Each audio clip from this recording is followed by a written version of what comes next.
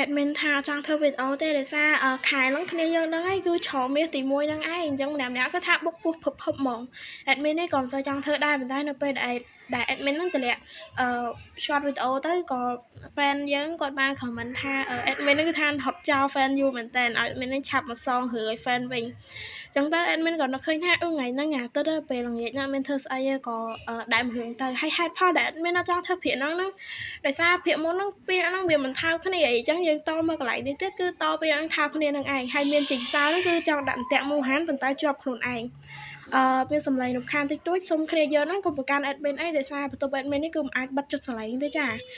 មើលឡងឡើងពេញ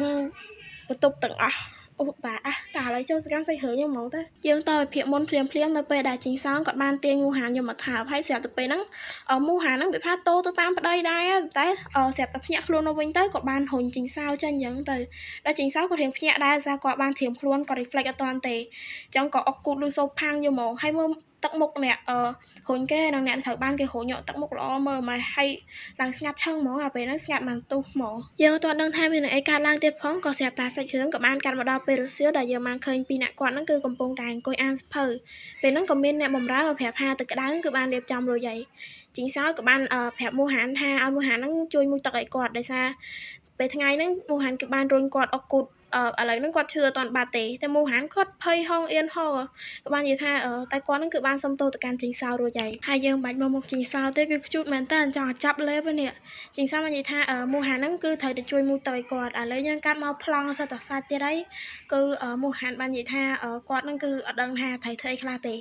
ហើយគាត់ក៏បានគិតក្នុងចិត្តឆ្ងល់ដូចដែរអ្នកកំពុងមើលហ្នឹងឆ្ងល់ដែរអញ្ចឹងណាបានគិតថាជីងសៅហ្នឹងគាត់ឈឺគូតើមានពាក់ព័ន្ធអីនឹងការមួយទឹកទៅហើយជីងសៅក៏បានចូលទៅក្នុងអាងទឹកឃើញជះរឿងឡើងសង្ហានេះហើយក៏បាននិយាយថាអីទេមូហានឹងគឺអាចជួយគាត់បានច្រើនមែនតើចូលរួមសោកស្ដាយទៅកាន់អ្នកគ្នាផងដែលបានឃើញដោយមាននឹងកាត់បោះចោលមកកណាត់បាត់ហើយឥឡូវអត់មានឧទាហរណ៍បើសិនជារឿងហ្នឹងគឺជាម៉ានវ៉ាវិញចាយើងនឹងបានឃើញគ្រប់ក្លៀតកន្លោះលើខ្លួនរបស់ជីងសៅហ្មងយីមែនជីងសៅបានប្រាប់មូហានឲ្យគាត់ហ្នឹងគឺបញ្ញាប់មកហើយមូហានហ្នឹងគឺនៅត្រូវជួយលេបថ្នាំឲ្យគាត់ទៀតហើយមូហានក៏ធ្វើទឹកមុខបែប admin គឺបាក់បរិយាយខ្លាំងគាត់គិតថាគាត់ហ្នឹងគឺត្រូវជួយលេបថ្នាំនៅផ្នែកណាមួយនៃរាងកាយរបស់ជីងសៅមែនហើយគាត់ហ្នឹងក៏រៀងនិយាយម្នាក់ឯងនិយាយខ្សឹបៗម្នាក់ឯងថាយ៉ាងហោចណាស់បើសិនជាគាត់លេបថ្នាំឲ្យជីងសៅគាត់គឺអាចរក្សាសម្លៀកបំពាក់ឲ្យនៅជាប់ខ្លួនគាត់បានគាត់រួចហើយគាត់ក៏បានវាយខ្លួនវឹបដើរចេញទៅក៏បាននិយាយថាគាត់នឹងជួយលើកថ្នាំឲ្យជីងសៅវិញហើយជីងសៅគឺវាថារៀងចង់សើចបន្តិច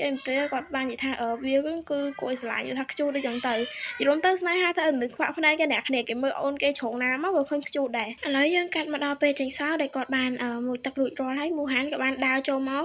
ឃើញជីងសៅវាថារៀងភ្ញាក់អីចឹងណាហើយមើលសម្រស់ជីងសៅអួតកើតទេអ្នកមើលទៅចាប់ឆក់ថងលើ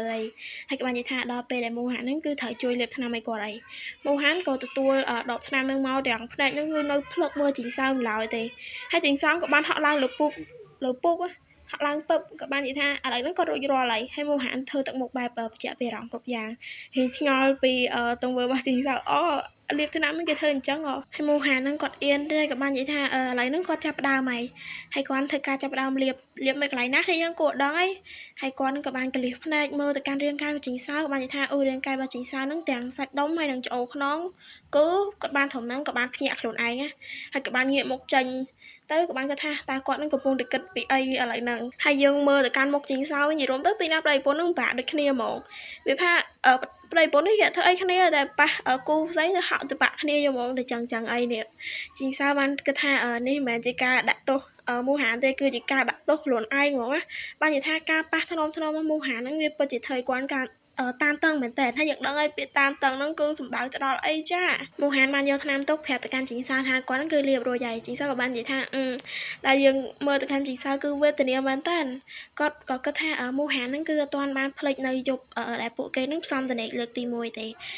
ចឹងគាត់អត់ដឹងថាឥឡូវហ្នឹងគាត់គួរធ្វើអីឡើយមិនដឹងថាធ្វើមិនខ្មិចមូហានក៏ឆ្ងល់ថាមិនបានជីងសៅហ្នឹងគាត់អត់កម្រើកអញ្ចឹងហើយក៏បានទៅហួនជីងសៅសួរថាតែគាត់ហ្នឹងកេងហើយមែនជីងសៅបាននិយាយថាគាត់ហ្នឹងនឹងកេងបែបហ្នឹងដើម្បីកុំឲ្យថ្នាំហ្នឹងវាប្រឡាក់នៅកម្រាល ហើយគាត់ក៏បានស្រែករកព្រះហ្មងណាក្នុងចិត្តគឺស្រែករកព្រះឲ្យជួយហ្មងអូជួយឲ្យស្ងប់អារម្មណ៍អីចឹងទៅហើយយើងកាន់មកដល់ពេលព្រឹកចាយើងឃើញសំបីតែចាមហ្នឹងក៏វាមានគូដែរខុសអីតែអ្នកមើល admin ទេជិតដល់ថ្ងៃ14កុម្ភៈអត់មានសង្សារកាន់ដៃនឹងគេចាគឺកាន់ដបចាកាន់ដបទៅបានគ្នាមក admin ទុកគុំអ្នកកាន់ដៃចឹងវីដេអូហ្នឹងគឺមានតែប៉ុណ្្នឹងទេទោះបីជា admin និយាយច្រើនទៅក៏ប្រហែលជាអត់មានអ្នកគេស្ដាប់ admin ដែរហើយសុំទោសសម្រាប់ការដែល admin ហ្នឹងឲ្យគ្នាយើងចាំយូរចឹងណា